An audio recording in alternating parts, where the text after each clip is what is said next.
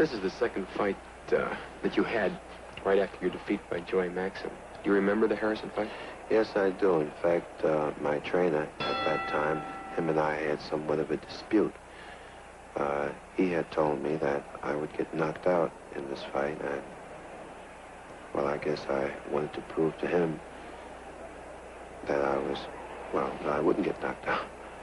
Well, Harrison had previously beaten Jimmy Bivens and Jimmy Slade, which are very fine credentials to carry into a fight.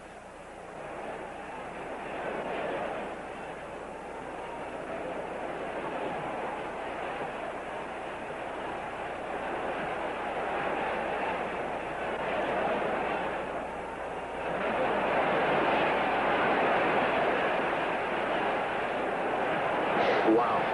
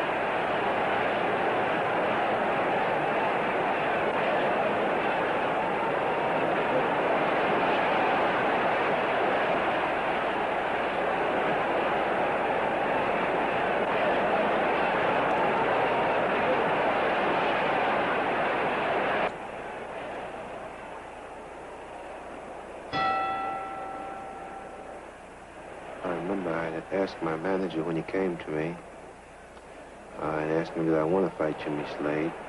Would I fight him? I said to ask Jimmy or his manager. Because actually I didn't want to fight him because we were very, very close friends. I didn't think that it would have any relationship on our friendship, but it did, because the next day after I beat him in this match, I called his home several times, but I could never get him in. So after a while, I assumed that he just didn't want to speak to me. I spoke to his mother. She'd always say he's out, and I left my number, and he never called back. So I assumed after a while that he just didn't want to speak to me. But we were very, very close. In fact, I used to learn during my car quite often. We trained in the same training camp, and he used to use my car to come down to the city. Of course, if Jimmy had beaten me, he would have moved up. If I beat him, I would have moved up. I wanted to move up. In this fight, I'll be frank with you, I didn't think that Jimmy was in the best of condition. I thought he could have been in better condition. Of course, I fought him again out in California. Giving him another chance. I made that statement right after the fight. I thought he could have been in better condition, and I did fight him again months later in California.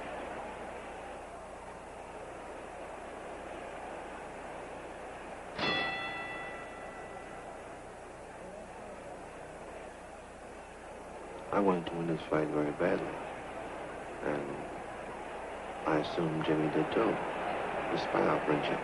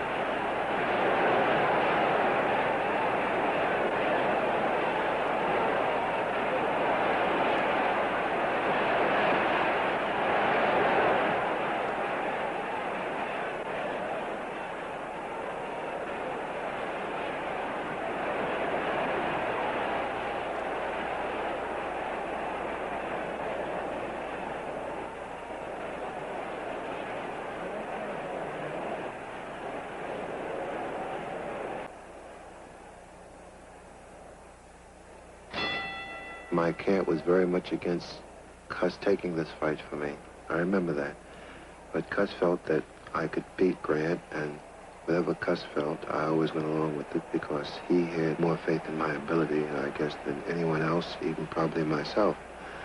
So whatever he believed, I always tried to perform, to live up to whatever he believed. Well, your manager, Cuss D'Amato, did make the statement that off of your performance against Grant, that he was confident that you could beat any fighter in the world, and that he was going to proceed on that assumption.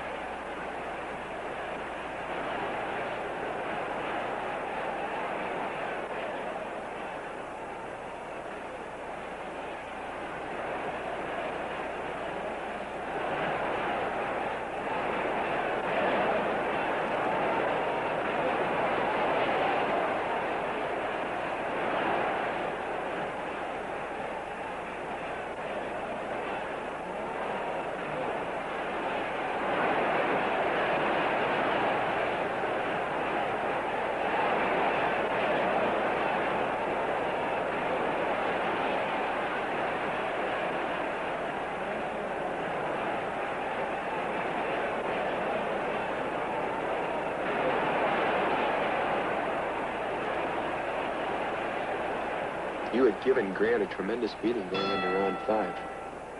It's amazing that he was able to stay this long. Well, see, Grant was a very, very good fighter, but I think it was a matter of who started first. And I think I started faster than he did, and that's why he never got a chance to really set himself. But perhaps if he started before I did, it could have went the other way, but I managed to start before he.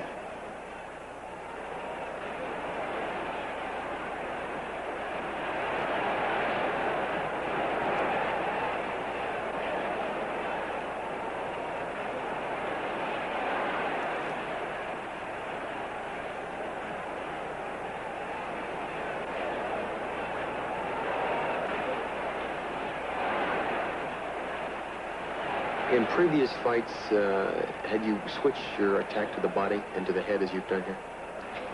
In previous fights, some of them, yes. I did this whenever the opportunity was there.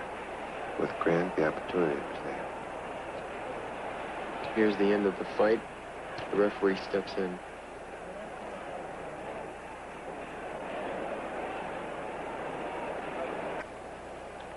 This fight with Archie McBride was in Madison Square Garden. I did have a chance to box Archie McBride on a couple occasions.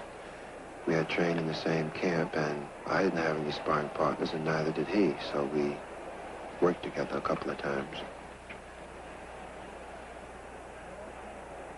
Archie McBride previously had beaten Bob Satterfield, who was one of the very finest fighters of the day. It was a great win for McBride. You're getting in against McBride and giving away 16 pounds to a heavyweight was quite a feat.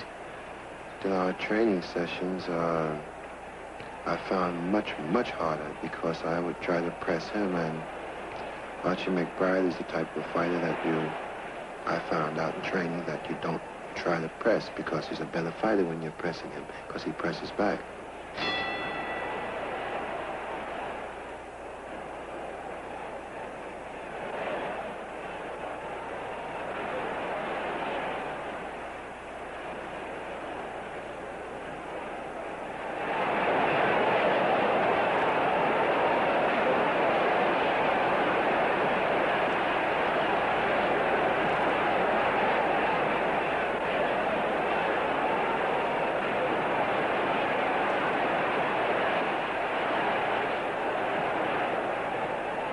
Here's a slow motion shot showing your full punching power.